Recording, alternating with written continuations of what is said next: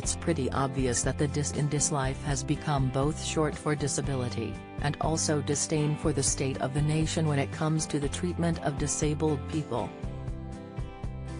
But, I'm abandoning the usual hell-in-a-hand cartoon of this column for a week to reflect on a moment of magic from this weekend's Glastonbury festival. There is a lot going on out there for disabled people which is not remotely going right. But the last thing in Pandora's box is hope. And I'm going to let it fly out and buzz about a bit this week. I'm also going to be largely ignoring the fact that Glasgow is normally a mudfest with almost no capacity for wheelchair and mobility scooters to be able to fully access the site when the weather and topography create unholy levels of inaccessible gunge. Michael and Emily Evis, can we have a talk and a think about how to get round this? Instead, I'm going to point you to the set by Lewis Capaldi.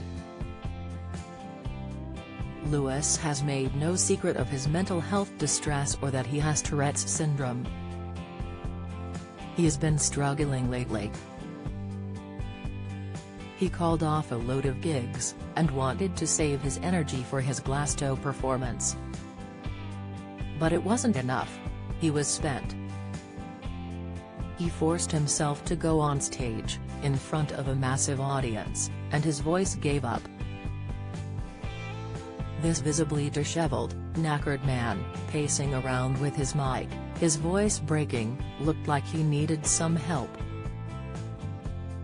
So the entire crowd, faces filled with love, sang every word at him. For him, it was one of those we get it moments on disability, like when Rose Ayling-Ellis danced to Symphony on Strictly, and the music went quiet. One of those moments where, instead of being made to feel feelings of shame, or feelings of being a burden, a disabled person connects so perfectly with those around them, that everyone gets carried up and along, with each other, for each other, together. Everyone gets respected and held. A sea of compassion floods those moments with such love, support and dignity.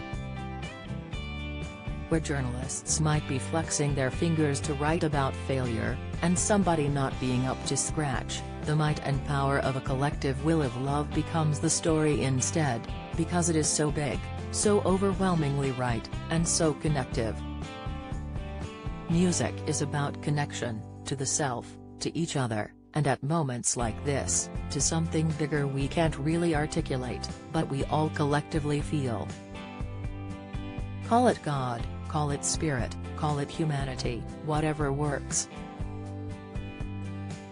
But it does work. It holds us together, in a much better place. Too often, this is what is missing in life. The ability to relate to each other, one-on-one, or en masse, with a spirit of connection and support. Post-pandemic, we're in a bit of a pickle in this respect. We look to phone screens more. We forget how to chit-chat. We feel it's awkward and actively avoid it. Psychologists call this sort of interaction a weak tie – something which is critical for mental health, and social cohesion. Events like Glastonbury create knots upon knots of weak ties to create whole tangles of cohesion and connection. There is no room for hate, for shame, for judgment, for comparing what we have and what we want and blaming others for our lack of met needs. There is only room for love, and raised, connective, collective voices, all singing out and being heard together.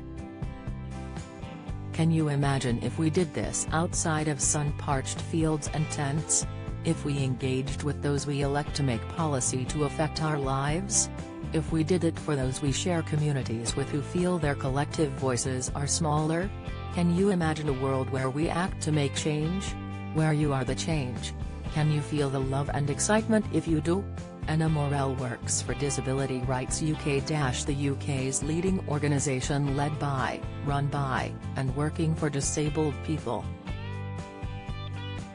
It works with disabled people's organisations and government across the UK to influence regional and national change for better rights, benefits, quality of life and economic opportunities for disabled people. Find out more about DR UK here. Contact DR UK here.